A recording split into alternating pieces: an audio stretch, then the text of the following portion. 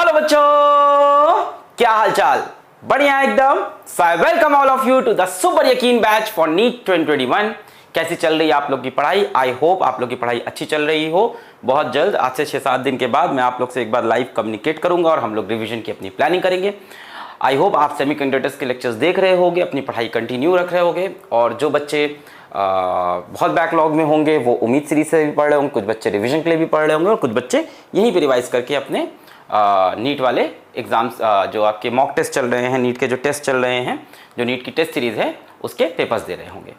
तो बच्चों आज हम पढ़ने जा रहे हैं न्यूक्लियाई। आज है उसका लेक्चर नंबर 4। आज हम पढ़ेंगे मास डिफेक्ट एंड बाइंडिंग एनर्जी। और उससे पहले हम लोग कुछ क्वेश्चन सॉल्व करेंगे रेडियो एक्टिविटी पे, है ना, लॉ ऑफ रेडियो एक्टिविटी पे, है ना। रदरफोर्ड एंड सोडे लॉ हम लोग ने पढ़ा था, तो उसी के ऊपर कुछ क्वेश्चंस और सॉल्व करेंगे, अपने PYQs कुछ और करेंगे, कुछ नए कॉन्सेप्ट सीखेंगे, ठीक है। And then we will do mass defect and binding energy. तो yes, my name is Alakh Pandey, this is your beautiful सा आप फिजिक्स वाला, और ये है आपका सिलेक्शन वाला बैच यकीन। तो स्टार्ट करते हैं बच्चों आज का लेक्चर। सो टुडेज गोल, आज क्या क्या पढ़ने वाले हैं हम? मास एनर्जी इक्विवेलेंस करेंगे, mass defect and binding energy करेंगे, nuclear stability and binding energy per nucleon का जो कर्व है और उससे रिलेटेड जो क्वेश्चंस हैं वो भी देखेंगे। तो ओवरऑल हम लोग मास डिफेक्ट की बात करेंगे, बाइंडिंग एनर्जी की बात करेंगे, बाइंडिंग एनर्जी पर न्यूक्लियॉन की बात करेंगे, न्यूक्लियाई के स्टेबिलिटी की बात करेंगे। पर उससे पहले हम लोग कुछ न्यूमेरिकल्स करेंगे लॉ ऑफ रेडियो एक्टिविटी पे। तो स्टार्ट करते हैं बच्चों। सबसे पहले 2003 का ये सवाल, 2013 का ये सवाल, सॉरी, क्या है? The half life of a radioactive isotope X is 20 years. It decays to another element Y, which is stable. The two elements X and Y were found to be in the ratio 1:7 in a sample of given rock. The age of the rock is estimated to be, देखो ये अच्छा सवाल है, कैसे किया जाए इसको? The age of the rock is estimated to be, ये रॉक कितना पुराना है, ठीक है। The half life of a radioactive isotope X, जो X है बेटा उसकी मुझे हाफ लाइफ बताई गई है। X की हाफ लाइफ, X की हाफ लाइफ कितनी बताई गई है मेरे को? 20 ईयर्स। और क्या बताया है? It decays to another element Y which is stable. तो ये डिके होके क्या बन रहा है? Y बन रहा है जो कि स्टेबल है। The two elements X and Y were found to be in the ratio 1:7 in a sample of given rock. तो हमारे पास कोई एक रॉक है बच्चों, हमारे पास कोई एक रॉक है, उसमें जो X और Y का रेशियो है, ध्यान से देखना, हमारे पास कोई एक रॉक है, हमारे पास कोई एक पत्थर है, और उस पत्थर में X और Y का जो रेशियो है, हमारे पास एक रॉक है, रॉक में X और Y का जो रेशियो है, the two elements X and Y were found to be in the ratio 1:7, है ना, 1:7 के रेशियो में है, in a sample of given rock. The age of the rock is estimated to be, ये rock बच्चों कितना पुराना है? ये पत्थर जिसमें, ये पत्थर है ना, ये रॉक, ये पत्थर जिसमें X और Y का रेशियो कितना है? 1:7। इस पत्थर की एज क्या है? अब कैसे करें ऐसा सवाल? क्या एज है भाई, पता नहीं, है ना, ये पत्थर कब से आके बैठा हुआ है पता नहीं, तो हमें कुछ दिमाग लगाना पड़ेगा। एक बात बताओ, ये पत्थर जब जन्म लिया होगा, जब इस रॉक का बर्थ हुआ होगा, ये तो रॉक का करंट टाइम हो गया, ये तो करंट टाइम पे हो आप कि इस समय क्या हालात हैं, इस टाइम क्या हालात हैं, इस टाइम 1x है और 7y है। जब इस रॉक की बर्थ हुई होगी बेटा, अगर इसकी हम लोग बर्थ की बात करें, जब ये रॉक पैदा हुआ होगा शुरुआत में, तो उस टाइम पूरा पूरा x ही रहा होगा, धीमे धीमे x y में कन्वर्ट हुआ होगा, बाद में x 1 बचा है, y 7, है ना। तो ये जो y बना ये कहां से बना है? x से ही बना है, ध्यान से पढ़ो। The half life for radioactive isotope X is 20 years, it decays to another element Y which is stable. तो शुरुआत में तो पूरा पूरा x ही रहा होगा, कितना x रहा होगा? यही x तो y बन गया है ना। तो टोटल कितना x रहा होगा? 1 + 7 8, और y कितना रहा होगा? 0 रहा होगा। x शुरुआत में 8 रेशियो रहा होगा, y का 0, बाद में x घटते घटते 1 हो चुका है, और यही x किस में कन्वर्ट हो गया? y में कन्वर्ट हो गया। अब पूछ रहा है इस रॉक की एज क्या है। अब अगर हम ये पता लगा ले कि कितने टाइम में x 8 से 1 होगा, कितने टाइम में x 8 से 1 होगा, तो वही इस रॉक की एज हो जाएगी। खेल समझ में आ गया? इस तरह के सवाल आए हुए हैं नीट में, खेल समझ में आ गया? कैसे करेंगे इस तरह के सवाल जिसमें रॉक की एज पूछी जाए? हमारे पास हाफ लाइफ थी, हमने लिख लिया। हमने कहा it decays to another element y which is stable, ठीक है। The two elements x and y are found to be in the ratio 1:7 in a sample of given rock. ये रॉक का करंट सैंपल है, इसमें x 1 है, y 7 है। Starting में जब रॉक का जन्म हुआ होगा, जब पत्थर बना था एक्चुअली, तब उसमें पूरा पूरा x रहा होगा, धीमे धीमे x से y बनता जा रहा होगा। तो अगर ये 1:7 पे चला गया तो इनिशियली पूरा ये 8 कंपोनेंट पूरा का पूरा x रहा होगा और y 0 रहा होगा। अब जितने टाइम में x 8 से 1 हुआ, यही तो रॉक की लाइफ हो गई। अब x 8 से 1 कितने टाइम में होगा? जैसे चाहो वैसे निकाल लो बेटा। 8 से 4 होगा, 4 से 2 होगा, 2 से 1 होगा, 1 half life, 2 half life, 3 half life, तो 3 हाफ लाइफ होगा बेटा। तो t is equals to 3 times of t half, और हाफ लाइफ दे रखी है अपनी कितनी? 20 साल। तो 3 इंटू 20 60 ईयर्स, खत्म, सीधा 3 हाफ लाइफ हुई होगी, है ना। 8 से 4, 4 से 2, 2 से 1, 60 ईयर्स।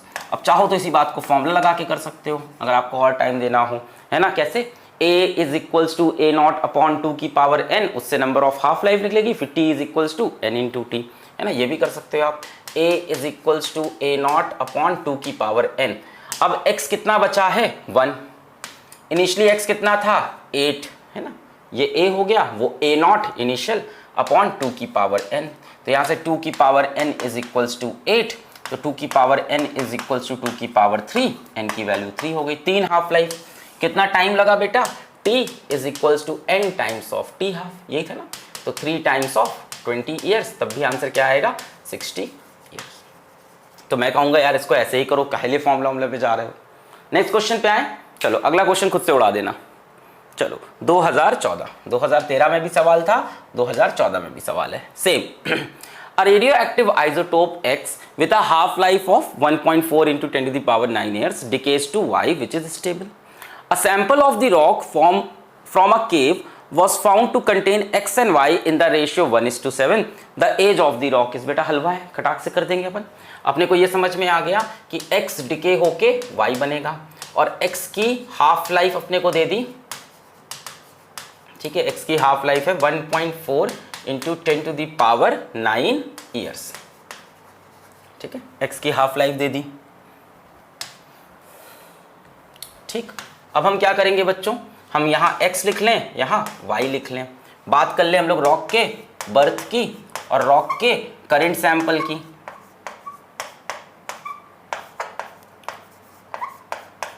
करंट सैंपल में क्या रेशियो है x:y का? ये हम बात किसकी कर रहे हैं? रॉक की। तो करंट सैंपल में क्या रेशियो है x:y का? 1:7। शुरुआत में ये ऑटो पार्ट किसके रहे होंगे? x के। y कितना रहा होगा? 0। तो कितने टाइम में x 8 से घटता हुआ 1 हो गया? सेम सवाल है। 8 से 4, 4 से 2, 2 से 1, कितनी हाफ लाइफ? 1, 2, 3 half life. तो t is equal to 3 times of t half. बस इसको 3 गुना कर दो, 3 into 1.4 into 10 to the power 9, तो कितना हो गया? 3 4 ज़ा 12, 3 1 ज़ा 3, 1 4, 4.2 10 टू दी पावर 9, हाँ 14 3 ज़ा sorry. So 4.2 into 10 to the power 9 years. Clear है? सीधा आगे बढ़ा जाए बच्चों। नेक्स्ट देखो, 2011 में भी आया सिमिलर सवाल, 11 में आया, 13 में आया, 14 में आया। The half life of a radioactive isotope X is 50 years. It decays to another element Y which is stable.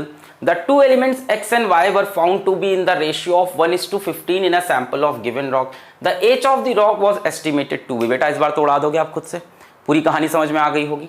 क्या करेंगे?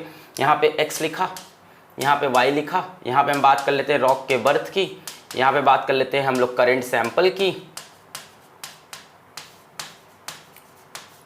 करंट सैंपल में क्या रेशियो है? 1:15। शुरुआत में ये 16 पार्ट पूरे x के रहे होंगे और y शुरुआत में था ही नहीं, 0, क्योंकि x ही तो y में कन्वर्ट हुआ है। तो शुरुआत में x 16, y 0, बाद में घटते घटते x कितना हो गया? 1, और y बढ़ते बढ़ते 15। तो 16 से 1 आने में कितना टाइम लगा होगा? बहुत आसान है। 16 से 8, 8 से 4, 4 से 2, 2 से 1, 1 2 3 4, 4 हाफ लाइफ है। तो t is equals to 4 times of t half. 4 into half life कितनी है? 50 ईयर्स, तो 4 इंटू 50, 200 साल। बोलिए आगे इस तरह के सवाल। तो एक पैटर्न क्वेश्चन थे, करने का तरीका भी मैंने आपको बता दिया। चलो आगे बढ़ते हैं। नेक्स्ट 2012 क्या है? A mixture consist of two radioactive materials A1 and A2 with half lives of 20 seconds and 10 seconds respectively. Initially the mixture has 40 gram of A1 and 160 gram of A2. The amount of the two in the mixture will become equal after. कितने समय के बाद mixture में A1 और A2 का amount बराबर हो जाएगा? देखो इसको कई लोग फॉर्मूले से करेंगे, बट मैं कोई फॉर्मूला नहीं लगाऊंगा। मैंने आपको पिछली क्लास में बोल दिया था कि यार इसमें फॉर्मूला लगाने की जरूरत नहीं है ना, इसको बस बिना पेन उठाए भी किया जा सकता है। चलो जल्दी जल्दी करते हैं। सो A1 और A2, तो ये हो गया A1, ये हो गया A2। और क्या इन्फॉर्मेशन है? With half life of 20 seconds and 10 seconds. इसकी हाफ लाइफ कितनी है? इसकी टी हाफ की अगर बात करें तो इसकी कितनी है? A1 की 20 सेकेंड्स और इसका कितना है? 10 सेकेंड्स। इनिशियल कंसंट्रेशन की बात करें, initially the mixture has 40 gram of A1 and 160 gram of A2। तो इनिशियली ये कितना है बेटा? 40 ग्राम, और ये कितना है? 160 ग्राम। हमसे क्या पूछ रहा है? The amount of the two in the mixture will become equal after. कब दोनों का मास बराबर हो जाएगा मिक्सचर में? कितने समय के बाद? समय दे रखा है। The amount of the two, दोनों का अमाउंट मिक्सचर में सेम हो जाए। स्टार्टिंग में क्या है? इसका 40 है, इसका 160 है। अब ये ज़्यादा है, अब दोनों डिके करेंगे, डिके करते करते कम होंगे। किस समय दोनों का अमाउंट बराबर हो जाए? ध्यान से देखो, जो A1 है उसकी हाफ लाइफ कितनी है? 20 सेकेंड, और A2 की 10 सेकेंड। तो A2 जल्दी जल्दी डिके करेगा, 10 सेकेंड हाफ लाइफ है, तो ये जल्दी जल्दी डिके करेगा, तेजी से डिक्रीज करेगा। तो चांसेस है ना इससे कंपेयर होने के, क्योंकि ये तेजी से डिक्रीज करेगा तो इसके यहाँ तक आने के चांसेस हैं, है ना। तो आओ देखते हैं। तो देखते हैं 40 से ये हुआ 20, 20 से हुआ 10, 10 से हुआ 5। आई थिंक यहाँ तक में काम बन जाना चाहिए। तो 40 से 20 होने में कितना टाइम लगा? 20 सेकेंड, है ना। 20 से 10 होने में कितना टाइम लगा? फिर से 20 सेकेंड। 10 से 5 होने में कितना टाइम लगा? 20 सेकेंड। और इसकी बात करते हैं बेटा। ये 160 से होगा 80, 80 से होगा 40, 40 से होगा 20, 20 से होगा 10, 10 से होगा 5। बेटा कितना टाइम लगेगा इसको आधा होने में? 10 सेकेंड, 10 सेकेंड, 10 सेकेंड, 10 सेकेंड और 10 सेकेंड। अब देखते हैं कब दोनों के अमाउंट बराबर हो सकते हैं। जब ये 20 हुआ तब क्या ये 20 हुआ? चेक करो, देखो ऐसा नहीं कि ये 20 बराबर, या ये 40 बराबर कर देंगे, नहीं कर सकते। जब ये 40 कब हुआ है? 0 सेकेंड्स पे, और ये 40 कब हुआ है? 20 सेकेंड पे, कंपेरेबल नहीं है। ये 20 कब हुआ है? 20 सेकेंड के बाद, और ये 20 कब हुआ है? 30 सेकेंड के बाद, कंपेरेबल नहीं है। ये 10 कब हुआ है? 20 40 सेकेंड के बाद। ये 10 कब हुआ है? 10 20 30 40 सेकेंड के बाद। आंसर मिल गया हम लोग को कि दोनों का इक्वल अमाउंट क्या है? 10 ग्राम और 10 ग्राम। इसको 10 ग्राम तक आने में कितना टाइम लगा? 40 सेकेंड। इसको भी यहां से 10 ग्राम तक आने में कितना टाइम लगा? 10 20 30 40 सेकेंड। तो 40 सेकेंड के बाद दोनों के अमाउंट क्या हो जाएंगे? इक्वल हो जाएंगे। और वो इक्वल अमाउंट कितना है वो भी तुम बता सकते हो। कितने हो जाएंगे? 10 ग्राम ईच पे पहुंच जाएंगे। तो कुछ नहीं करना है, 3-4 हाफ लाइफ तक जाना है, कहीं ना कहीं उसी के बीच में आंसर मिल जाएगा। हमने कहा ये 40 से स्टार्ट हुआ, ये 160 से स्टार्ट हुआ। बोला है the amount of the two in the mixture will become equal after. कितने टाइम बाद इक्वल होगा? तो हमने कहा ये 40 से 20 हुआ, 20 से 10 हुआ, 10 से 5 हुआ। ये 160 से 80 हुआ, 80 से 40, 40 से 20, 20 से 10, 10 से 5। हमने कहा ये 40 कब हुआ? 0 सेकेंड में, और ये 40 20 सेकेंड में, तो एक साथ नहीं हो रहे हैं। ये 20 कब हुआ? 20 सेकेंड में, और ये 20 कब हुआ? 30 सेकेंड में। ये 10 कब हुआ? 40 सेकेंड में, और ये 10 कब हुआ? 40। तो 40 सेकेंड के बाद ये कितना है मेरे पास? 10 ग्राम। 40 सेकेंड के बाद ये भी कितना है? 10 ग्राम। तो 40 सेकेंड्स इज दी आंसर। उसके बाद दोनों का अमाउंट बराबर हो गया, और वो बराबर अमाउंट हमसे अगर पूछता तो भी हम वो भी बता देते। अगर हमसे पूछता कितना बराबर अमाउंट है तो हम बता देते भाई कितना है बराबर अमाउंट? 10 ग्राम और 10 ग्राम है। चलिए आगे बढ़ते हैं बच्चों। 2011। अब इन सब में फॉर्मूला लगाओगे तो बेवजह टाइम वेस्ट करोगे, दिमाग लगाएं क्या फॉर्मूला होगा, ये सब इसी मेथड से सॉल्व करो, खटाखट खटाखट, है ना। 2 radio active nuclei P and Q in a given sample decay into a stable nucleus R।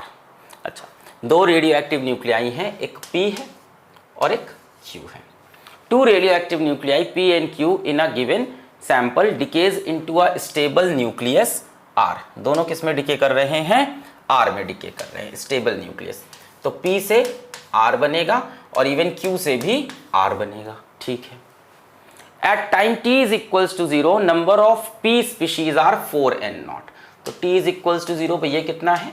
4n0। At time t is equals to 0 number of P species are 4n0 and that of Q are n0। Q कितना है?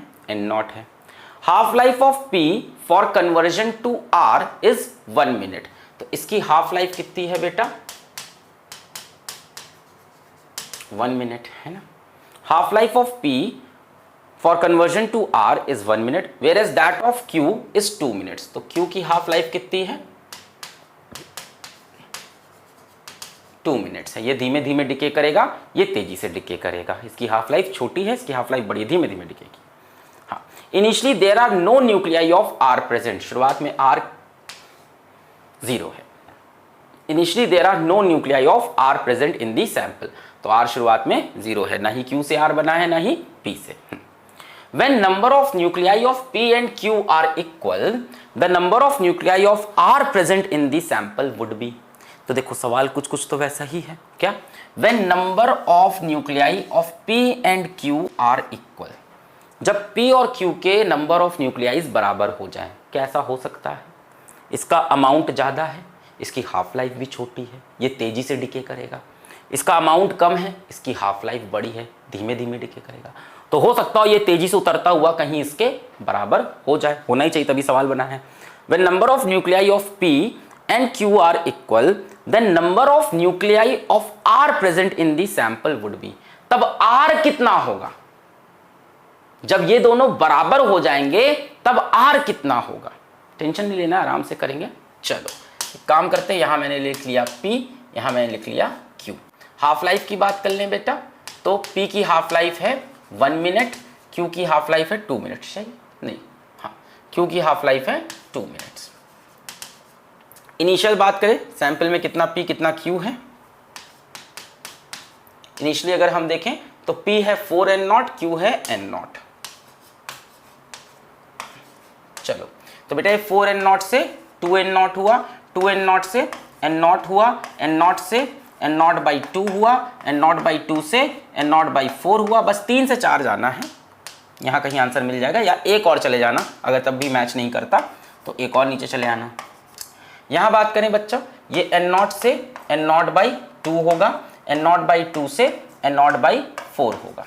चलो time देखते हैं बेटा जी, आ जाओ। इसको यहाँ से यहाँ आने में कितना टाइम लगेगा? हाफ लाइफ 1 मिनट, यहाँ से आने में 1 मिनट, यहाँ से आने में 1 मिनट, यहाँ से यहाँ 1 मिनट, इसको यहाँ से आने में 2 मिनट, यहाँ से यहाँ आने में 2 मिनट। चलो शुरू करते हैं। इसको देखा जाए, जब ये n0 है 0 सेकेंड्स में और इसको n0 होने 0 मिनट पे, ये n0 है, क्या ये दोनों बराबर है? t इज इक्वल्स टू 0 पे ये कितना है? n0, और ये कितना है? 4n0, बराबर नहीं है। t is equals to 2 minutes पे ये कितना है? n0/2, और 2 मिनट्स बाद ये कितना है? n0 है, अभी भी बराबर नहीं है। t is equals to 4 minutes पे ये कितना है? n0/4, और 4 मिनट्स बाद 1 2 3 4 ये भी कितना है? n0/4। तो मिल गया अपने को आंसर कि 4 मिनट बाद ये भी कितना है? n0/4, और 4 मिनट बाद ये भी n0/4, है ना बेटा। इसी से तो कंपैरिजन करेंगे, वो तो आगे है, यही तो मतलब कम है ना, वो तो ज़्यादा है। तो हमने कहा ये n0 कब है? 0 पे, और ये n0 2 मिनट बाद हो रहा है, बराबर नहीं है। ये n0/2 कब हुआ? 2 मिनट्स बाद, और ये n0/2 कब हो रहा है? 3 मिनट्स बाद, बराबर नहीं हुए, है ना। 4 मिनट बाद ये n0/4, 4 मिनट बाद ये भी n0/4। तो 4 मिनट्स के बाद बोथ विल हैव इक्वल न्यूक्लियाइज। पर इस बार सवाल ये नहीं है कि कितने टाइम के बाद इक्वल हुए, ध्यान से देखो, सवाल ये है ही नहीं कि कितने टाइम बाद इक्वल हुए या इक्वल न्यूक्लियाई कितने हैं, n0/4 n0/4। सवाल ये नहीं है, सवाल इस बार कुछ और है। सवाल क्या है? When number of nuclei of P and Q are equal, the number of nuclei of R present in the sample would be. इस टाइम पे R कितना होगा? जब ये दोनों बराबर हो गए तब R कितना होगा? चलो हम बात करते हैं बच्चों। P से क्या बन रहा है? R बन रहा है। P इनिशियली कितना है? 4n0 और R 0 है। कब इक्वल हुए P और Q? 4 मिनट बाद, है ना? 4 मिनट के बाद की बात करते हैं। T is equals to 4 minute पे, तभी तो पूछ रहा है सवाल। देखो, when number of nuclei of P and Q are equal the number of nuclei of R present. तो 4 मिनट बाद बेटा P कितना है? n0/4। तो बाकी कहाँ गया? बाकी R बन गया होगा। 4n0 था, ये 0 था। अब ये कितना बचा? n0/4। तो बचा हुआ ये कहाँ गया? P पूरा Q बन गया, या सॉरी R बन गया। कितना R हो गया? 4। नहीं समझे? स्टार्टिंग में P कितना है? 4n0 और R 0 है। फिर P कितना हो गया? n0/4। तो ये सारा का सारा P कहाँ गया? R में। सो 4n0 माइनस n0/4 कितना हो गया? 4 4 16 माइनस 1 15n0/4। इस तरह से बात करें बच्चों Q की, Q से R। Q इनिशियली कितना था? n0 और T is equals to 4 minute पे ये भी कितना बचा है? n0/4। R initially 0। अब ये n0 से n0/4 हुआ तो बचा हुआ कहाँ गया?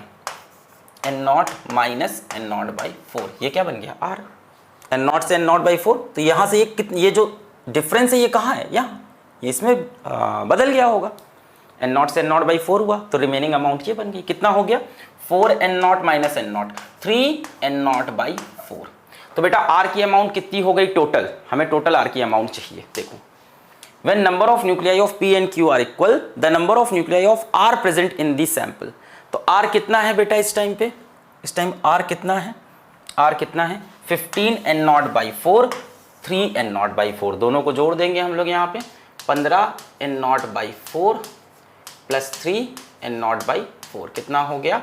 18n0/4, है ना? कितना हो गया? 2 2 4, 2 9 18, 2 2 4, 2 9/2 n0। क्लियर है? 9n0/2।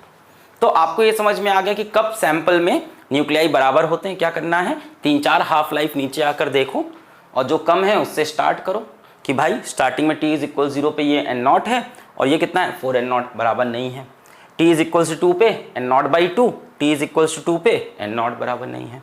T is equals to 4 पे n0/4, T is equals to 4 पे n0/4 बराबर हो गए। अब पूछा है कितना R बना, तो P 4n0 से n0/4 हो गया। बचा हुआ कहाँ गया? R में बदल गया।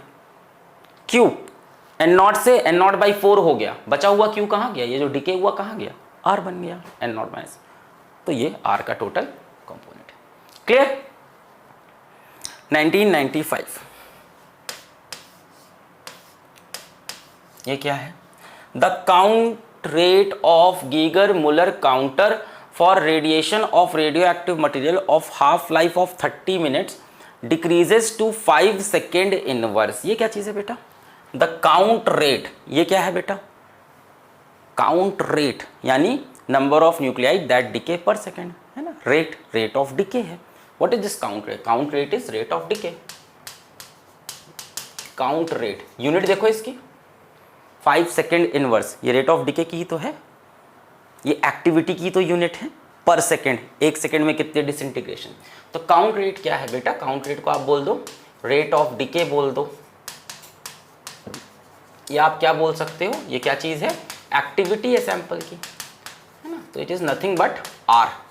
R की यूनिट याद है? एक्टिविटी की यूनिट क्या होती थी? पर सेकेंड, कि कितने डिसइंटीग्रेशन पर सेकेंड। तो ये है। अब सवाल पे वापस आते हैं। The count rate of Geiger Muller counter for the radiation of radioactive material of half life of 30 minutes decreases to 5 second inverse after 2 hours। The initial count rate was. 2 घंटे पहले क्या काउंट रेट था? ये तो कह रहे हैं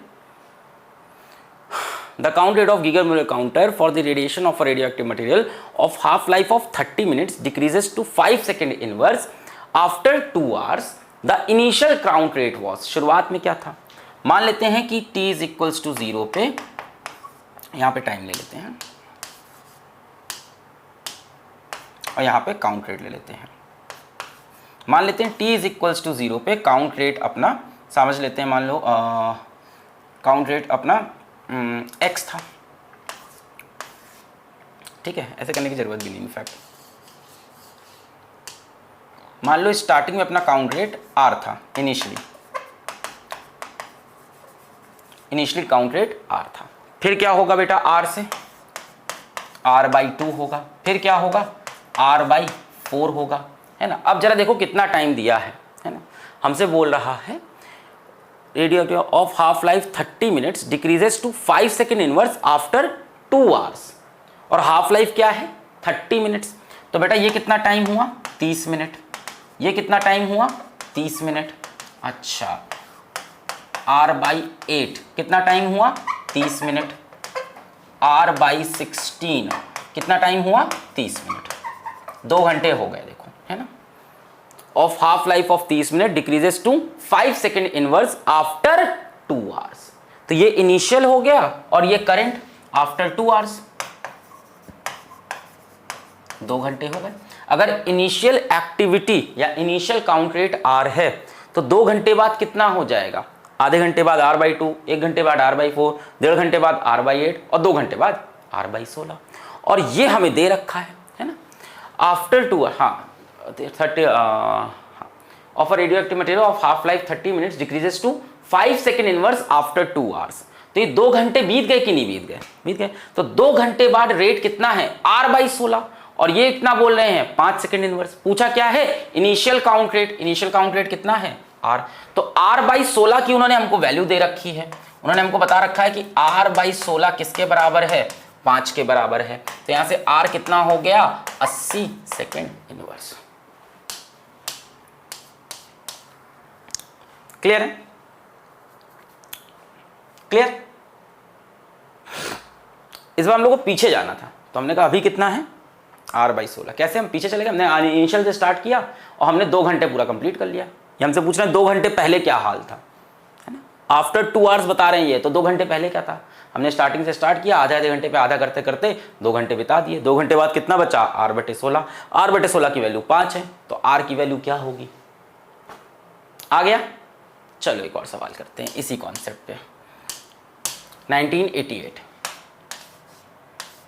क्या सवाल है, a radioactive sample with a half life of 1 month has the label activity is equals to 2 microcuries on 1/8/1991।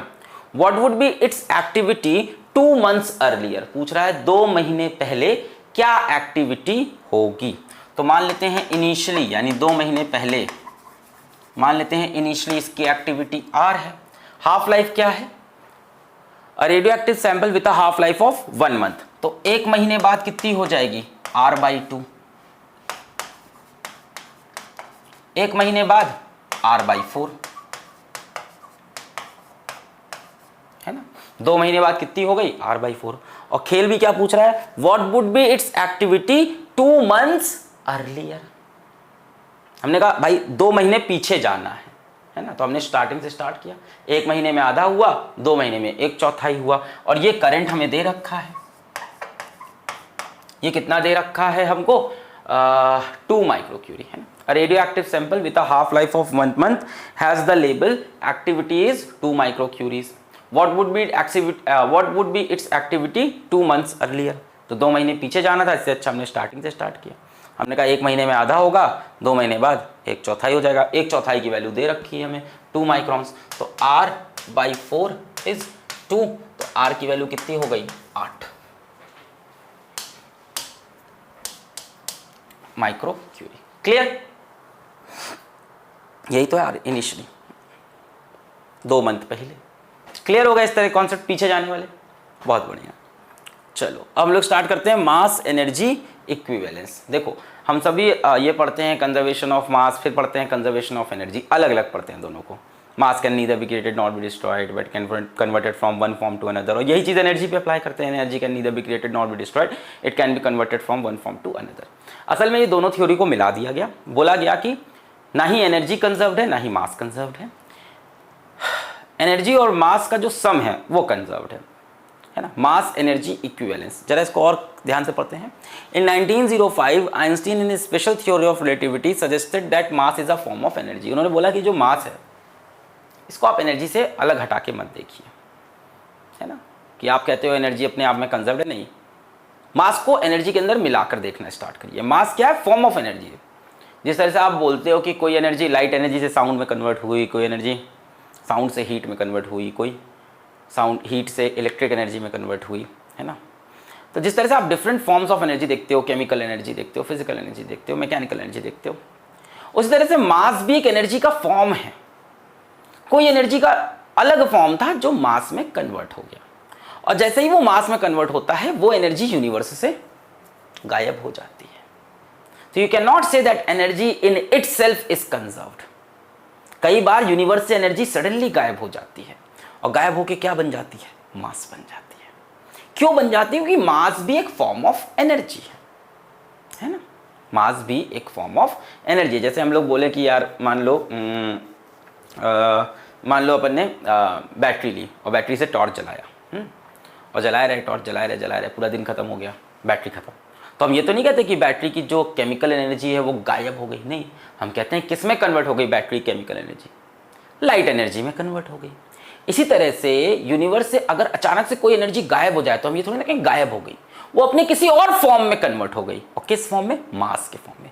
तो कई बार यूनिवर्स से एनर्जी गायब होती है और मास प्रकट होता है, और कई बार इसका दूसरा फिनोमेना भी होता है कि इस यूनिवर्स से मास गायब होता है और उसके बदले में एनर्जी आ जाती है। सो मास अपने आप में कंजर्व नहीं है, एनर्जी भी अपने आप में कंजर्व नहीं है, ये दोनों आपस में इंटरलिंक्ड हैं। हो सकता हो कभी अचानक से क्या हो, किसी रिएक्शन के अंदर, न्यूक्लियर रिएक्शन के अंदर ये सब होता है, किसी न्यूक्लियर रिएक्शन के अंदर कुछ मास इधर से इधर आते वक्त गायब हो जाए। रिएक्टेंट से प्रोडक्ट आते वक्त आप देखो यार दोनों तरफ मास बराबर नहीं है। मैंने स्टार्ट तो 100 ग्राम से किया था और रिएक्शन खत्म होने के बाद मेरे पास 99 ग्राम है। 1 ग्राम कहाँ गया?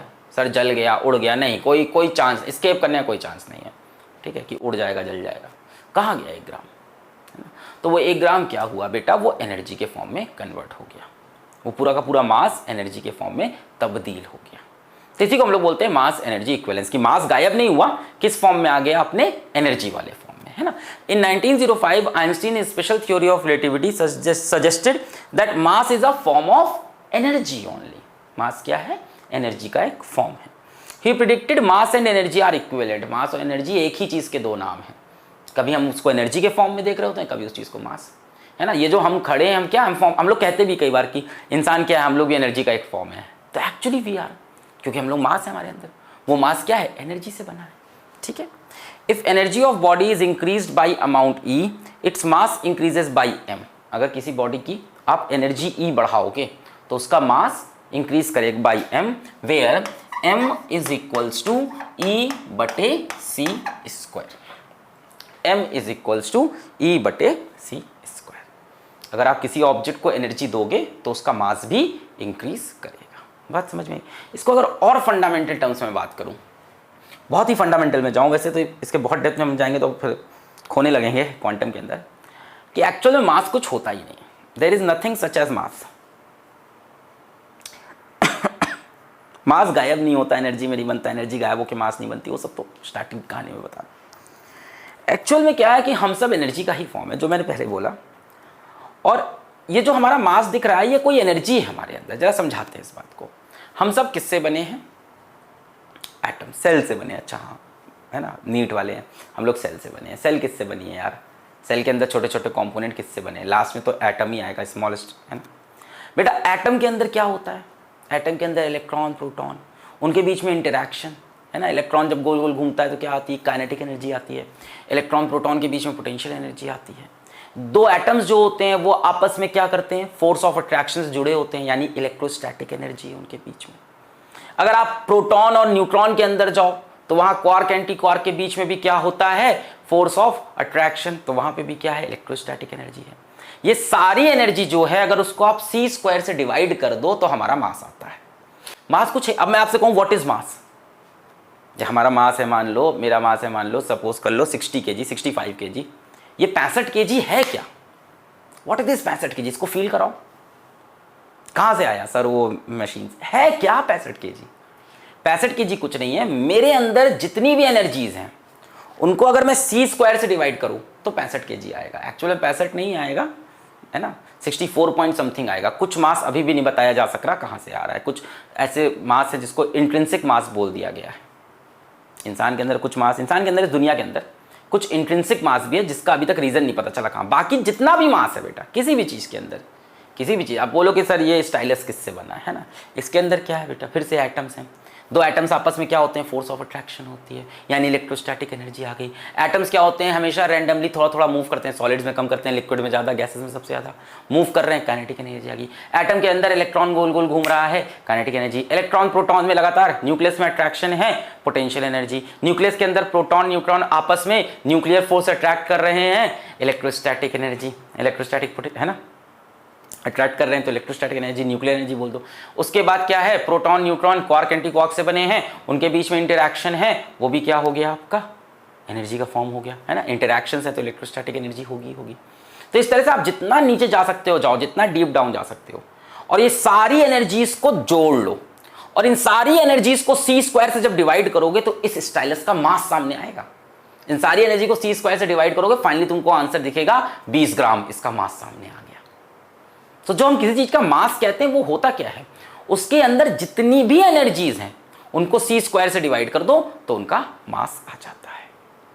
ठीक है, अब यहीं पे मैं एक सवाल आपसे पूछूं कि मेरा मास अभी ज्यादा है या मेरा मास अब ज्यादा है, सोच के बताओ।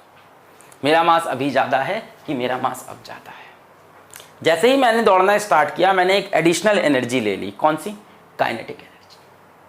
मैं रुका हूं, कोई काइनेटिक एनर्जी नहीं, मैंने दौड़ना स्टार्ट किया, काइनेटिक एनर्जी। ओवरऑल मेरा एनर्जी कंपोनेंट बढ़ गया, मेरा मास भी बढ़ जाएगा। और ये चीज आपने देख रखी है, m = m0/√1 - v²/c²। हम लोग कहते नहीं है चलती हुई बॉडी का मास रुकी हुई बॉडी के मास से ज्यादा होता है। m = m0/√1 - v²/c² में यही तो हम बोल रहे होते हैं कि जो बॉडी चल रही है उसका मास रुकी हुई बॉडी ज्यादा है। और इसका आंसर बहुत सिंपल है, चलती हुई बॉडी के पास काइनेटिक एनर्जी एक्स्ट्रा है, तो एनर्जी के टर्म्स जब ऐड होंगे उसमें काइनेटिक एनर्जी एक्स्ट्रा ऐड होगा, डिवाइड बाई c²। अब बात यह कि डिवाइड आप बहुत बड़े टर्म से कर रहे हो, 3 × 10⁸ के स्क्वायर से, 3 × 10⁸ के स्क्वायर से। इसलिए हम लोग को फील नहीं होता अपना मास बढ़ा हुआ दौड़ते वक्त। अपन कितनी ही स्पीड पे दौड़ लेंगे, क्या ही काइनेटिक एनर्जी जनरेट कर लेंगे अपन, डिवाइड बाई c² करोगे 0 के आसपास आ जाएंगे, कोई फर्क नहीं पड़ेगा मास पे चेंज जो हुआ है। समझ रहे हो कि अपन जो मास गेन करते हैं दौड़ने से अपन मास बढ़ जाता है, दौड़ने से अपन, क्योंकि अपन की एनर्जी बढ़ गई, यानी एनर्जी डिवाइड बाई c² मास बढ़ गया, एनर्जी डिवाइड बाई c² मास बढ़ गया। पर ये जो मास बढ़ा है कितना है, kinetic energy divide by c²। अरे यार कितनी काइनेटिक एनर्जी लाओगे, डिवाइड बाई c², इतना बड़ा टर्म, कुछ पता ही नहीं चलेगा। So this is basically what mass is, there is nothing such as mass. हाँ 1% मास यूनिवर्स का है जिसके बारे में अभी भी नहीं बताया जा सकता कि वो कहाँ से बना है। बाकी सारे मास के ऊपर ये एनालिसिस है कि ऑल फॉर्म्स ऑफ एनर्जी जो उस मास के अंदर, एटम्स के अंदर, इलेक्ट्रॉन्स के अंदर है, उन सबको जोड़ो, c² से डिवाइड करो, एंड दैट इज दी मास। तो कॉन्सेप्ट ऑफ मास को बदल दिया आइंस्टीन ने मास एनर्जी इक्विवेलेंस से। ठीक है, if energy of body is increased by amount E, its mass increases by m = E/c²। अब फील हो गया। That is why I usually don't write E = mc²। अब इस इक्वेशन से ये समझ में आता है जो मैंने शुरुआत में 4-5 लाइन बोली, इस इक्वेशन से वो बात फील हो रही है, E = mc² कि मास गायब होगा तो एनर्जी बनेगी, या इतने मास से इतनी एनर्जी बनेगी। मास से एनर्जी कैसे बन सकती है, mass is itself a form of energy only. Energy को देखने का तरीका है, वो मास के फॉर्म में दिखती है। अब ये लाइन तुम्हें मीनिंग समझ में आ रही होगी, if energy of a body is increased by amount E, its mass increases by m। अगर बॉडी की एनर्जी E इंक्रीज करोगे तो उसका मास भी m इंक्रीज करेगा, E/c²। बात समझ में आ रही है। एक कार जो खड़ी है, एक कार जो चल रही है, किसका मास ज्यादा है, जो कार चल रही है।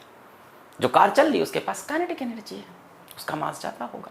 एक घड़ी जो रुकी हुई है, एक घड़ी जो टिक टिक टिक टिक टिक चल रही है, बट मैकेनिकल घड़ी होनी चाहिए, वरना केमिकल एनर्जी कन्वर्ट होगी तो एनर्जी अपने आप लो, केमिकल एनर्जी तो घुमाएगी। अगर आप खुद से मैकेनिकल एनर्जी दो ऐसे और छोड़ दो, काइनेटिक एनर्जी आ गई, डिवाइड बाई c²। चलती हुई घड़ी का मास रुकी हुई घड़ी से ज्यादा है। बात समझ में आ रही है। तो ये कहानी है, आगे बढ़ते हैं। काफ़ी बता दिया मैंने, इससे ज़्यादा कुछ ज़रूरत नहीं है बेटा। यही हो गई इक्वेशन, यही हो जाएगी आपकी m is equals to E बटे सी स्क्वायर। इसमें एक पॉइंट आप लिख सकते हो, the mass of a body in motion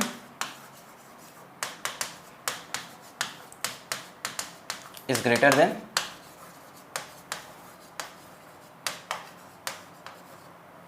the mass at rest.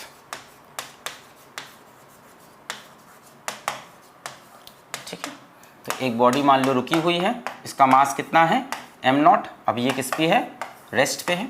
और यही बॉडी मान लो चलने लग गई, यही बॉडी मान लो दौड़ने लग गई v वेलोसिटी से, तब इसका मास क्या हो जाएगा, तब इसका मास हो जाएगा m0 प्लस इसकी जो काइनेटिक एनर्जी है ना, इसकी जो काइनेटिक एनर्जी है m0 प्लस इस बॉडी की काइनेटिक, दौड़ने वक्त क्या आ गई इसके पास, काइनेटिक एनर्जी। तो एक तो इसका m0 मास है ही जो इसका एक्चुअल मास था, plus kinetic energy divide by C square. ये बात आइंस्टीन ने अपनी इस इक्वेशन थ्रू भी आपको समझाई थी। m is equals to m0 upon under root 1 minus V square by C square. m होता है बेटा किसी बॉडी का मास और m0 होता है रेस्ट मास। तो जब बॉडी मूव करती है बेटा तो उसका मास हमेशा इंक्रीज करता है। अब ये बात ज़्यादा दिखाई पड़ती है उन चीज़ों के लिए, या ज़्यादा ऑब्वियस उन चीज़ों के लिए है जिनकी स्पीड बहुत ज़्यादा हो, जिनकी स्पीड लाइट स्पीड के आसपास हो, जिनकी स्पीड लाइट की स्पीड के आसपास हो। ये सारी कहानी now it's all making sense कि जब किसी चीज़ की स्पीड लाइट की स्पीड के आसपास हो, यार लाइट की स्पीड के आसपास जाओगे, v लाइट की स्पीड के आसपास होगा, half M V square, v light की स्पीड के आसपास, तब ये इससे कंपेरेबल हो जाएगा, तब कुछ यहां पे वैल्यू आएगी सिग्निफिकेंट। जब लाइट की स्पीड के आसपास दौड़ोगे तो ऊपर भी तो v जो है वो c के आसपास का है, तब वो इससे कंपेरेबल होगा, तब तो ये कुछ वैल्यू दिखने लगेगी ना। अदरवाइज नॉर्मल स्पीड 100 मीटर पर सेकंड पे दौड़ोगे, हाफ m 100 का स्क्वायर डिवाइड बाय 3 × 10⁸ का स्क्वायर, ये जीरो हो जाएगा डे टू डे लाइफ में। बट अगर आप लाइट की स्पीड के आसपास चले जाओ तो फिर वो इंक्रीज इन मास कंसिडरेबल है। ये एक्चुअल मास ऑफ बॉडी होता है, ये रेस्ट मास होता है। ठीक है, और मूविंग बॉडी का मास हमेशा रेस्ट मास से ज़्यादा होता है। कहानी क्लियर है, मास का कॉन्सेप्ट क्लियर है। मास क्या होता है, mass is nothing but all energies in a body divide by C square. आगे बढ़ते हैं बच्चों, mass defect and binding energy जो अपना एक्चुअल टॉपिक है। The mass of nucleus is less than the sum of mass of all nucleons making it. Wait, what? The mass of nucleus is less than the sum of mass of all nucleons making it. Wait a second, what it is saying? It is saying कि ये जो it is saying कि मेरे पास कुछ चीज़ें हैं, 3-4 चीज़ें हैं, उन 3-4 चीजों को मिलाकर जब मैं रखता हूं तो ये जो पूरा मास आता है वो इन तीनों चीजों के मास से कम आता है, which is very shocking.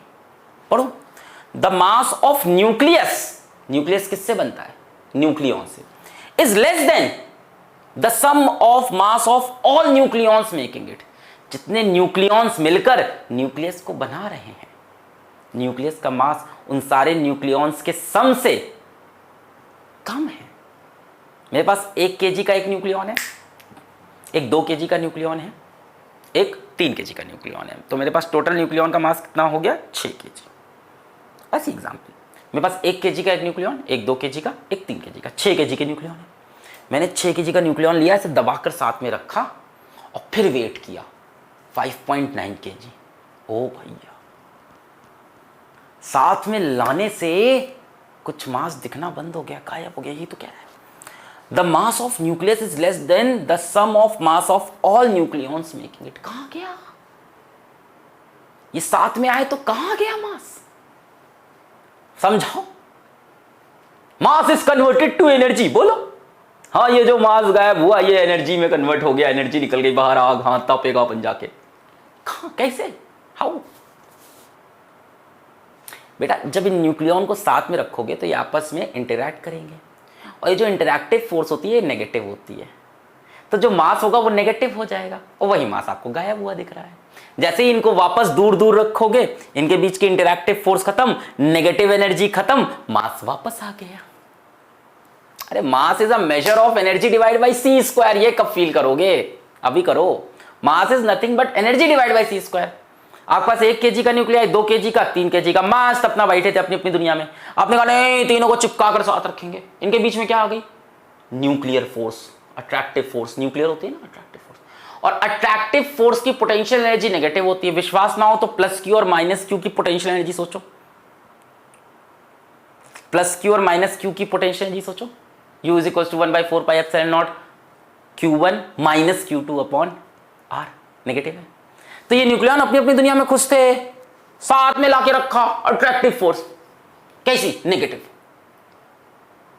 Attractive force energy कैसी? सॉरी, अट्रैक्टिव फोर्स से जो पोटेंशियल एनर्जी बनी कैसी? नेगेटिव। जो ऑलरेडी एनर्जी थी वो ठीक है, बट जो नई एनर्जी ऐड होगी वो तो नेगेटिव है। भाई इन मास, ये मास है क्या? 1 kg, 2 kg, 3 kg, ये क्या मास है? नहीं, ये भी तो energy divide by C square थे।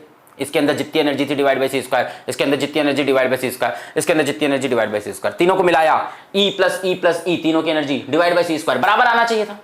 जितना अभी आया था इतना इधर आना चाहिए था भाई। E divide by C square, E divide by C square, E divide by C square, इनकी एनर्जी मिलाई, इनके मासेस मिलाए, यहां रखा 3 डिवाइड बाई सी स्क्वायर, सही माना चाहिए था। हुआ क्या? यहां पे एक एक्स्ट्रा नेगेटिव एनर्जी बन गई जो इनके मास को कम कर रही है।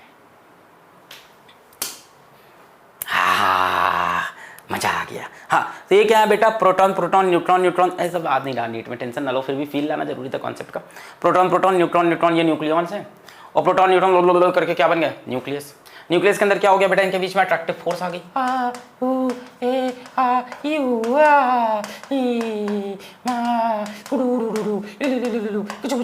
समझ में आया? इनके बीच में क्या आ गई? Attractive force. अट्रैक्टिव फोर्स आ गई तो इनके बीच में क्या आ गई बेटा? Negative potential energy. Negative potential energy का टर्म आते ही divide by C square, mass negative हो गया तो मास कम हो गया। तो हमने ये देखा कि मास of nucleons is greater than the mass of nucleus. बड़ी अजीब बात है, बड़ी अजीब बात है ये। मास of nucleons is greater than mass of nucleus. और बेटा इसी चीज को हम लोग बोलते हैं मास डिफेक्ट। इसी को हम लोग क्या बोलते हैं? Mass defect. कि मास में डिफेक्ट हो गया भैया, मास में डिफेक्ट हो गया, mass defect. Delta M is equals to mass of nucleons minus mass of nucleus. Mass of nucleons minus mass of nucleus, mass of nucleons minus mass of nucleus. और बेटा अट्रैक्टिव फोर्स से जो energy बनी वो negative. Negative energy मतलब होता है system से बाहर आती हुई एनर्जी, एक्सोथर्मिक। पॉजिटिव एनर्जी मतलब एंडोथर्मिक। इतनी केमिस्ट्री तो पढ़ के आए होगे। नेगेटिव एनर्जी का मतलब क्या होता है? रिएक्शन के बाहर एनर्जी जा रही है, तो एक्सोथर्मिक। तो हम लोग कह देते हैं मास कन्वर्ट्स टू एनर्जी। यही तो हम बोलते हैं ना कि यहां से यहां मास गायब हुआ, किस में कन्वर्ट हो गया? एनर्जी में। भैया नेगेटिव एनर्जी का मतलब ही क्या होता है? जो एनर्जी सिस्टम में रिलीज हो रही हो। पॉजिटिव एनर्जी मतलब एंडोथर्मिक, नेगेटिव मतलब एक्सोथर्मिक, है ना। तो वही किस फॉर्म में दिखता है हमको? एनर्जी के फॉर्म में दिखता है ना। Mass defect and binding energy. तो पहले मास डिफेक्ट की बात कर लें। डेल्टा एम बेटा, डेल्टा एम क्या है? Delta M is mass of nucleons minus mass of nucleus. तो न्यूक्लियॉन्स का मास बेटा ज़्यादा होता है और न्यूक्लियस का मास बच्चों कम होता है।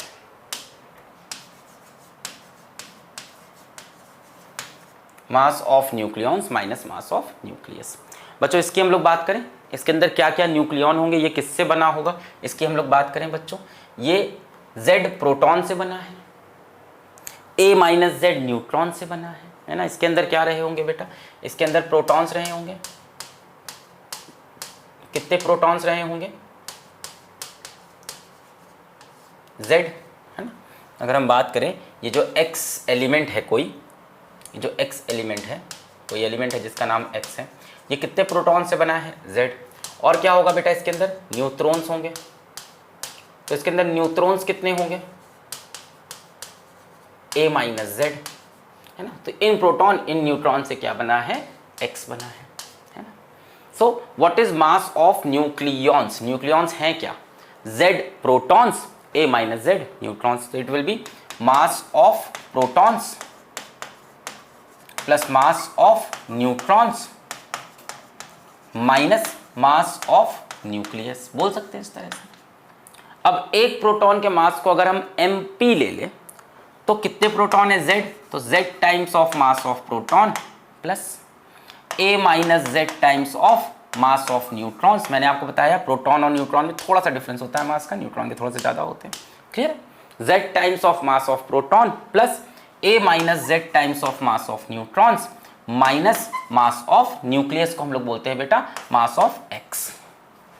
न्यूक्लियस जगह हम लोग मास ऑफ x लिखना स्टार्ट कर देते हैं, न्यूक्लियस जगह हम लोग मास ऑफ x लिखना स्टार्ट कर देते हैं कि mass of this element x हो गया बेटा। This is the mass defect, this is the delta, this is the delta z into mass of proton plus a minus z into mass of neutron minus mx। अब इसमें वो तुमको confuse करेगा, terms को इधर उधर घुमाता रहेगा, कभी इस पे प्लस लगा देगा, कभी इसमें से इसको माइनस करके कंफ्यूज करेगा, है ना। तो आपको याद रखनी है ये लॉजिक कि मास of nucleons minus mass of nucleus. जब न्यूक्लियॉन्स मिलके न्यूक्लियस बनाते हैं तो मास कम होता है, और मास किस फॉर्म में दिखता है, एनर्जी के फॉर्म में। z into mass of proton plus a minus z into mass of neutron minus mass of nucleus is mass defect. Binding energy, amount of energy release during the formation of a nucleus. जब nucleus बन रहा है तो जो energy निकलेगी उसको हम लोग क्या बोलेंगे, बाइंडिंग एनर्जी, है ना। तो अभी अपन ने देखा कि यहाँ पे क्या थे अपने पास, न्यूक्लियॉन्स थे, और इन न्यूक्लियॉन से क्या बना था, न्यूक्लियस बना था। इस प्रोसेस में क्या हुआ था, यहाँ से यहाँ कुछ मास डिसअपियर हुआ था। हम लोग बोलते हैं ना, जनरली हम लोग यही बोलते हैं कि ये जो मास डिसअपियर हुआ था ये इधर किस फॉर्म में दिखता है हमको, यहाँ पे एनर्जी के फॉर्म में दिखता है। इस तरफ हमको किस फॉर्म में दिखता है, एनर्जी के फॉर्म में दिखता है, ठीक है।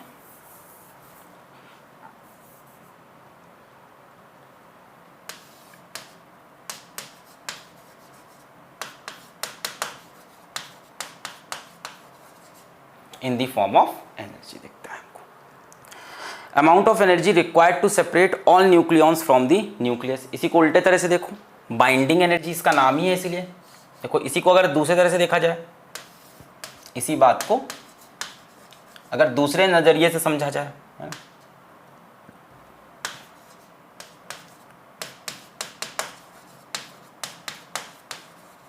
क्या बोल रहे हैं, amount of energy required to separate all nucleons from the nucleus.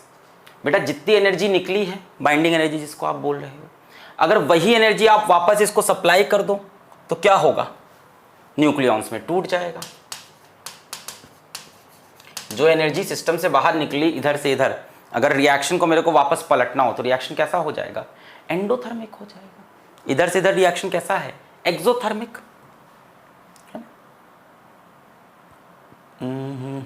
यहां से यहां रिएक्शन कैसा है बेटा, एक्सोथर्मिक है।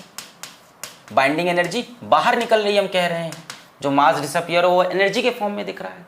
जब आपको इधर से इधर जाना है तो आपको क्या चाहिए, मास चाहिए, चाहिए कि नहीं चाहिए। इधर तो मास 5.9 था, इधर 6। अगर आप कह रहे हो वापस तोड़ के इनके मास हमको वापस लाने हैं तो क्या देना पड़ेगा, इनको एनर्जी देनी पड़ेगी। तो इधर से इधर रिएक्शन कैसा हो जाएगा बच्चों, इधर से इधर रिएक्शन कैसा हो जाएगा, एंडोथर्मिक हो जाएगा। तो नीचे इसी बात को देखो उल्टे तरह से बोला है, क्या बोला है, amount of energy required to separate all nucleons from the nucleus. Nucleus से सारे न्यूक्लियॉन्स निकालने के लिए जो एनर्जी न्यूक्लियस को देनी पड़े उसको बोलते हैं बाइंडिंग एनर्जी। और अगर इस तरफ से देखो, amount of energy released when a nucleus is formed from nucleons is binding energy. दोनों बातें सही। Amount of energy released during the formation of a nucleus from nucleons.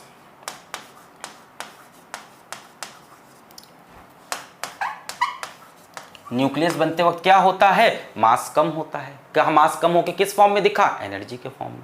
और न्यूक्लियस से वापस न्यूक्लियॉन्स तोड़ने हैं तो मास इंक्रीज करेगा।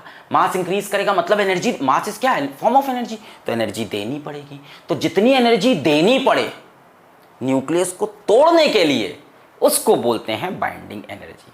न्यूक्लियस बाइंड होकर बैठा है। जिस तरह से मैंने आपको बताया था कि इलेक्ट्रॉन की जो एनर्जी आती है, याद है, नेगेटिव थी, तो हम बोलते थे ये बाइंडिंग एनर्जी इलेक्ट्रॉन की। सैटेलाइट की जो एनर्जी आती है वो कैसी थी, नेगेटिव थी। सैटेलाइट भी बाउंडेड सिस्टम में था, सैटेलाइट की बाइंडिंग एनर्जी, उतनी एनर्जी सैटेलाइट को दे दो तो सैटेलाइट फ्री हो जाए। इसी तरह से अगर बाइंडिंग एनर्जी के बराबर एनर्जी इसको हम दे दें तो ये वापस न्यूक्लियॉन्स में टूट जाएगा। यानी जितनी ज्यादा बाइंडिंग एनर्जी है उतना ज्यादा न्यूक्लियस स्टेबल है ना। अगर न्यूक्लियस ज्यादा बाइंडिंग एनर्जी मांग रहा है टूटने के लिए तो मतलब वो ज़्यादा स्टेबल है ना। इसके बारे में और आगे बात करेंगे, बाइंडिंग एनर्जी पर न्यूक्लियॉन पे भी जाएंगे। अभी यहाँ तक क्लियर हुआ कि जब इधर से इधर आ रहे हैं तो क्या हो रहा है, मास डिसअपियर हो रहा है, हमें एनर्जी दिखाई पड़ रही है। जब इधर से इधर आए तो क्या हुआ, मास वापस चाहिए तो क्या करना पड़ेगा, एनर्जी देनी पड़ेगी। तो न्यूक्लियस को वापस न्यूक्लियॉन में तोड़ने के लिए देखो दूसरी वाली डेफिनेशन, ये पहली डेफिनेशन जो अमाउंट ऑफ एनर्जी रिलीज्ड है वो भी बाइंडिंग एनर्जी है। Amount of energy required to separate all nucleons from the nucleus is also binding energy. ठीक है, ये जो एनर्जी निकली। तो बेटा ये बाइंडिंग एनर्जी कैसे हम लोग डिफाइन करेंगे, कैसे इसका फॉर्मूला लिखेंगे हम लोग, binding energy is equal to जो मास डिफेक्ट है multiplied by C square. Clear, इसीलिए यहीं से बन जाता है is equals to M C square. अब ये डेल्टा एम क्या है, binding energy divide by C square, जैसे समझ लो binding energy is delta M into C square. तो binding energy is equals to, बेटा डेल्टा एम क्या था, डेल्टा एम क्या था, डेल्टा एम था मास ऑफ न्यूक्लियॉन्स माइनस, बोलो मेरे साथ जय हिंद, mass of nucleons minus mass of nucleus, यही था, है ना। कितना हो जाएगा बेटा ये, binding energy is equals to mass of nucleons क्या थे, z times of mass of proton plus a minus z times of mass of neutron minus mass of nucleus. तो ये हो गया बाइंडिंग एनर्जी का term. z times of mass of proton, a minus z times of mass of neutron minus mass of x into C square. Clear. Question, find the binding energy associated with mass defect of 1 AMU। कह रहे हैं 1 AMU की binding energy क्या होगी। तो बेटा binding energy is equals to mass defect multiplied by C square. 1 AMU बेटा कितना होता है, 1 AMU कितना होता है, 1 AMU कितना होता है, 1 AMU होता है 1.67 into 10 to the power minus 27 kg। So 1.67 into 10 to the power minus 27 kg into c square 3 into 10 to the power 8 metre पर सेकेंड का स्क्वायर। तो बेटा ये लंबी चौड़ी कैलकुलेशन है, आप करोगे तो इसका आंसर जूल्स में आएगा, है ना। तो SI यूनिट में है, बट इसका जो ज़्यादातर पूछने वाला जो इसका जो यूनिट होता है या जो किताबों में मेंशन यूनिट है that is mega electron volt. Binding energy generally express की जाती है मेगा इलेक्ट्रॉन वोल्ट में। तो या तो आप इस तरह से कैलकुलेट करो m into delta M into C square, है ना। मास डिफेक्ट 1 AMU को मैंने kg में कन्वर्ट किया इंटू सी का स्क्वायर किया।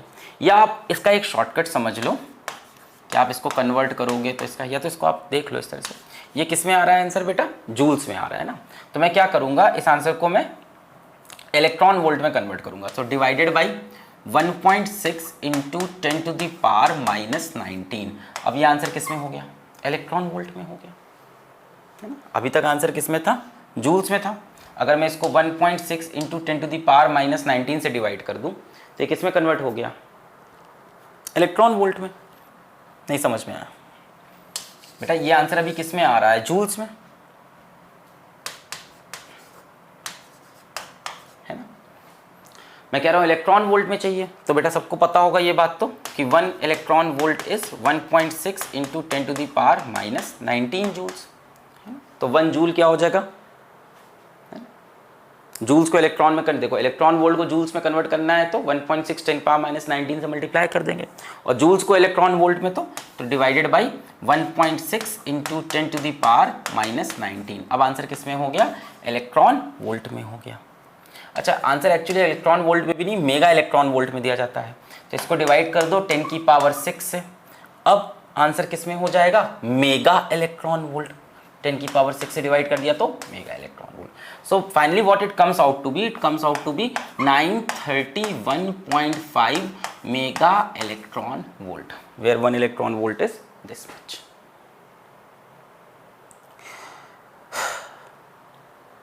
आप चाहो तो ये बात याद भी कर सकते हो।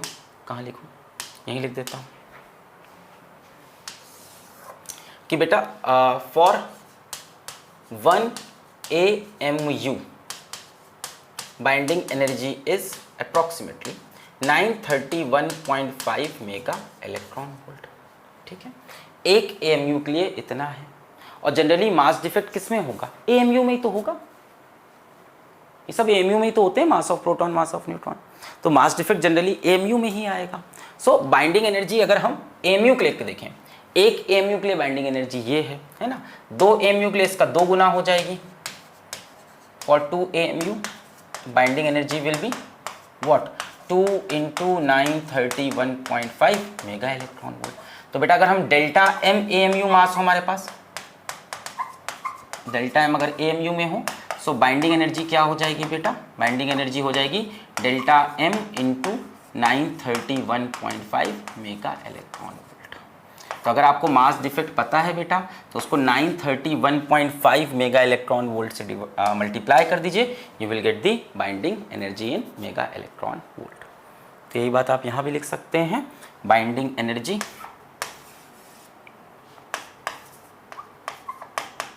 is equals to delta M into 931.5 mega electron volt. Answer किस में आएगा, मेगा इलेक्ट्रॉन वोल्ट में आएगा। Delta M into 931.5 mega electron volt. अब बेटा इसमें डेल्टा M किस में होना चाहिए, इन AMU होना चाहिए। 2 AMU है तो 2 × 931.5, 3 है तो 3 कर लो। kg में दिया है तो उसको अब AMU में चेंज कर सकते हो, जनरली ऐसा होता नहीं। फाइनल आंसर अगर जूल्स में दिया है तो क्या कर सकते हो आप, मेगा हो गया 10⁶ और इलेक्ट्रॉन वोल्ट ये हो गया, तो फाइनल आंसर आप जूल्स में भी बता सकते हो। चलो सवाल 2001 क्या है, Mn and Mp represent mass of neutron and mass of proton respectively. An element having atomic mass m has n neutrons and z protons. Then correct relation will be, एक एलिमेंट है जिसका एटॉमिक मास क्या है, m है, उसके पास n neutrons हैं, z protons हैं। Then correct relation will be, बताओ बच्चों, उसके पास क्या है, न्यूट्रॉन्स हैं, कितने न्यूट्रॉन्स हैं, n, और प्रोटॉन्स हैं,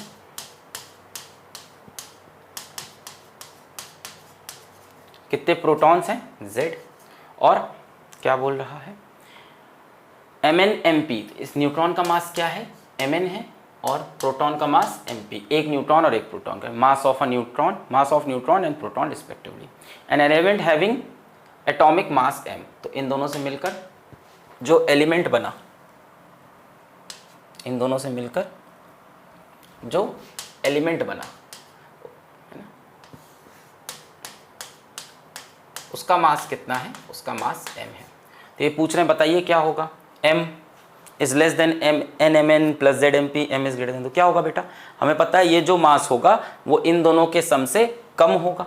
तो ये कितना हो गया, n टाइम्स ऑफ mn, ये कितना हो गया है ना, जो मास ऑफ न्यूक्लियस होगा वो क्या होगा बेटा, मास ऑफ न्यूक्लियस, यही तो बन रहा है इन दोनों से मिलके, है ना, n न्यूट्रॉन से z प्रोटॉन से ये बन रहा है, तो जो न्यूक्लियस का मास होगा वो इन दोनों के सम से कम होगा।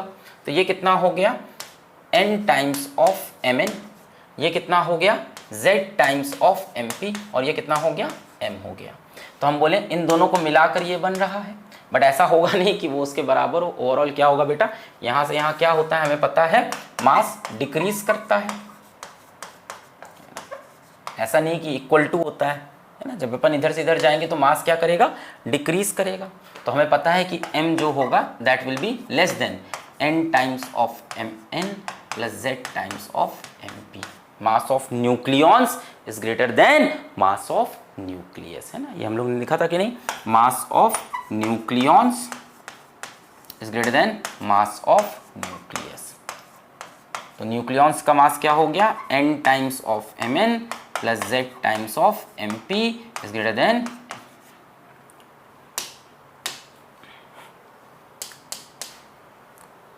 Next 2007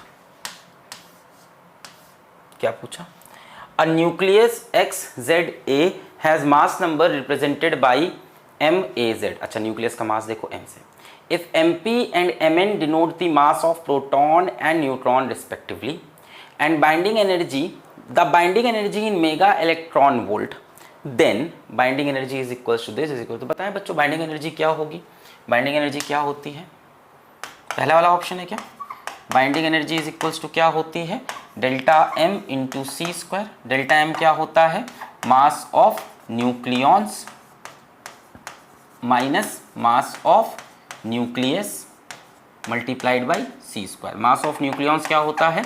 z times of mass of protons a minus z times of mass of neutrons minus mass of nucleus multiplied by C square. तो देखो मास ऑफ न्यूक्लियस के उन्होंने क्या बोला है? m. तो यहाँ पे m आ जाएगा.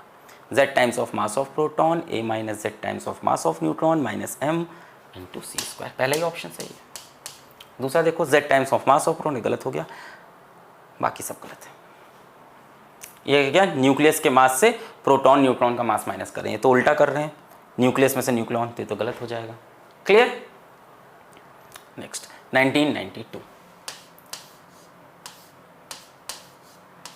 The mass of an alpha particle is less than the sum of mass of 2 protons and 2 neutrons. सही बात है बेटा. जो अल्फा पार्टिकल है, यही तो है अल्फा. ये किससे बना है? 4 न्यूक्लियॉन से, है ना. अल्फा पार्टिकल के अंदर क्या होते हैं? 2 प्रोटॉन 2 न्यूट्रॉन. तो बेटा यहाँ मेरे पास 2 प्रोटॉन्स हैं और मेरे पास 2 न्यूट्रॉन्स हैं. तो 2 प्रोटॉन्स और 2 न्यूट्रॉन के मास का जो सम होगा वो क्या होगा?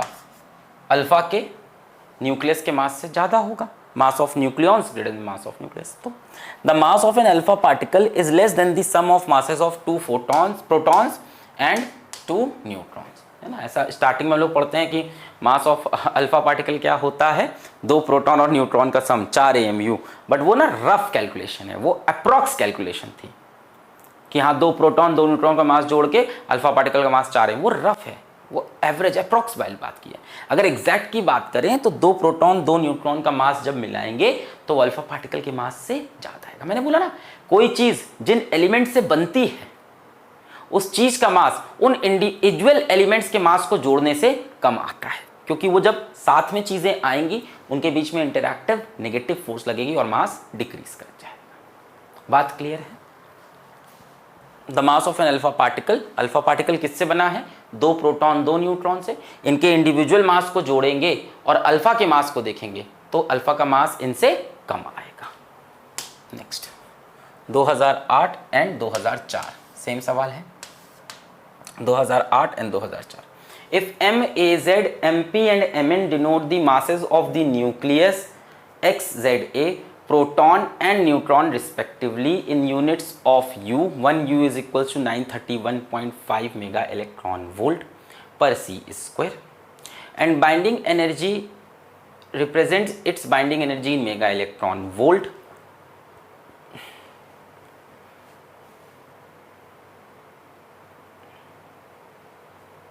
In units of U and U. 1 U is equals 931.5 mega electron volt per c square. अच्छा, and binding energy represents its binding energy in mega electron volt. Then MAZ is equals to Z mass of proton plus A minus Z mass of neutron minus binding energy.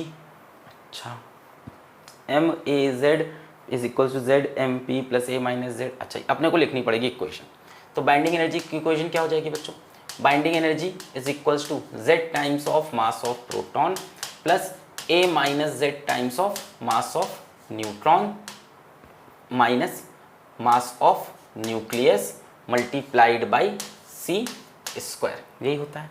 अब जरा देखो क्या देखा है? Proton and neutron respectively in units of U.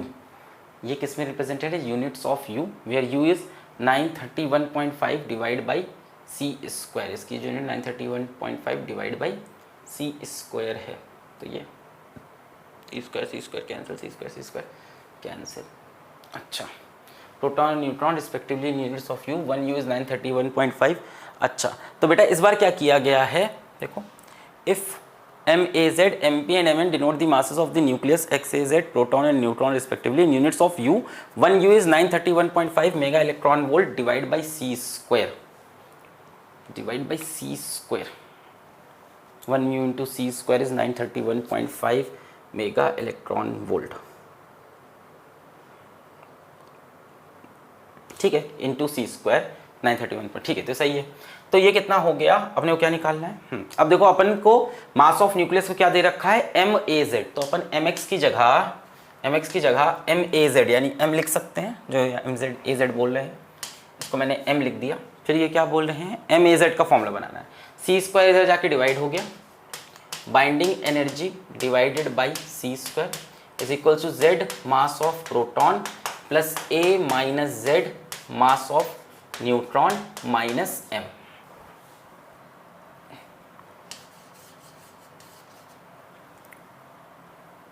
Z mass of proton plus A minus Z mass of neutron minus M। अब यहाँ से M का फॉर्मूला बनाना है, M इधर आ गया, M is equals to Z mass of proton plus A minus Z mass of neutron minus binding energy divided by C square.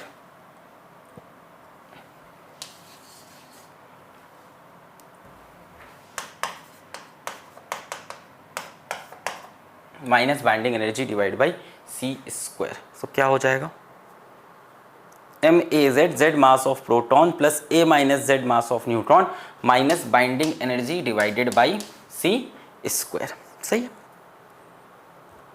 बहुत बढ़िया। नेक्स्ट 2003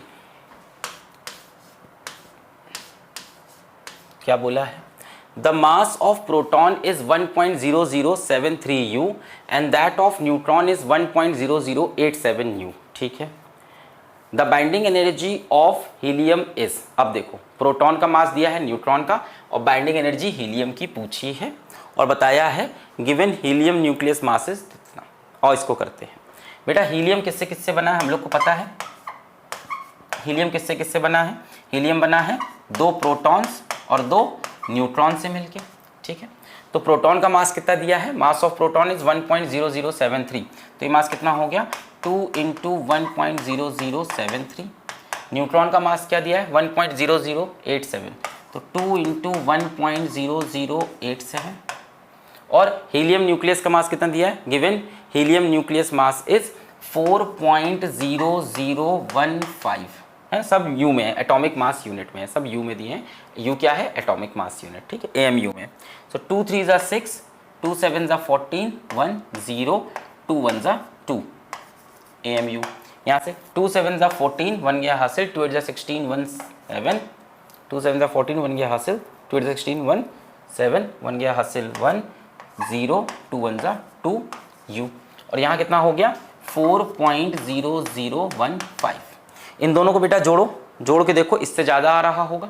अगर इन दोनों को हम जोड़े 2.0146 म्यू, इन दोनों को अगर हम जोड़ें तो ये कितना हो जाएगा, मास ऑफ न्यूक्लियॉन्स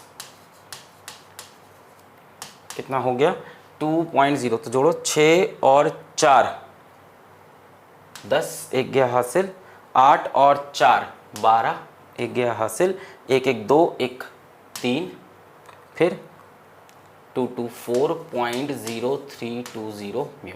और मास ऑफ न्यूक्लियस कितना है, मास ऑफ न्यूक्लियस इज 4.0015। तो बेटा यहाँ पे मास डिफेक्ट आ रही है, यहाँ पे मास डिफेक्ट आ रहा है, delta M mass of nucleons minus mass of nucleus दिख रहा है। तो मास ऑफ न्यूक्लियॉन्स कितना है 4.0320 माइनस मास ऑफ न्यूक्लियस कितना है 4.0015, 4.0015।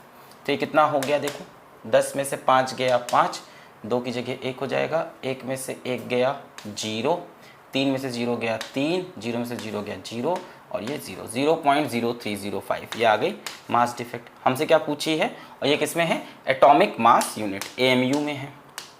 ठीक ठीक है, this is in AMU, atomic mass unit. हमसे क्या पूछिए, बाइंडिंग एनर्जी। तो बेटा बाइंडिंग एनर्जी कितनी होती है, binding energy is equals to delta M into 931.5 mega electron volt. तो डेल्टा M कितना है, 0.0305 इंटू 931.5 मेगा इलेक्ट्रॉन वोल्ट, है ना। तो आंसर जरा देखो, जूल में है, अर्ग में है, एक ही मेगा इलेक्ट्रॉन वोल्ट में है, बाकी सब फार अवे हैं मेगा इलेक्ट्रॉन वोल्ट से। आंसर तो यही आएगा, फिर भी चेक कर लेते हैं, जो निकालते हैं। 0.0305, इसको 0.03 कर लेते हैं अप्रॉक्स, इंटू 931 कर लेते हैं अप्रॉक्स, देखते हैं अप्रॉक्स क्या आंसर आ रहा है। So binding energy is approximately equal to 3 1 जा 3, 3 3 जा 9, 3 9 जा 27। यहाँ 2 के बाद डेसिमल है और यहाँ डेसिमल नहीं है, तो 27.93 mega electron volt, 28.4 mega electron volt approximately same है। 27.93 आ रहा है, यहाँ 28.4 मेगा इलेक्ट्रॉन वोल्ट, तो अप्रॉक्सीमेटली सेम ही होगा ये, ठीक है। Nuclear stability and binding energy per nucleon, तो यहाँ से कल उठा लेंगे बच्चों आगे का टॉपिक, न्यूक्लियर स्टेबिलिटी और बाइंडिंग एनर्जी पर न्यूक्लियन, और उसके बाद न्यूक्लियर फिजन और फ्यूजन का। सो यहीं पे आज का लेक्चर करते हैं समाप्त। पढ़ाई करते रहें, ऑल द वेरी बेस्ट।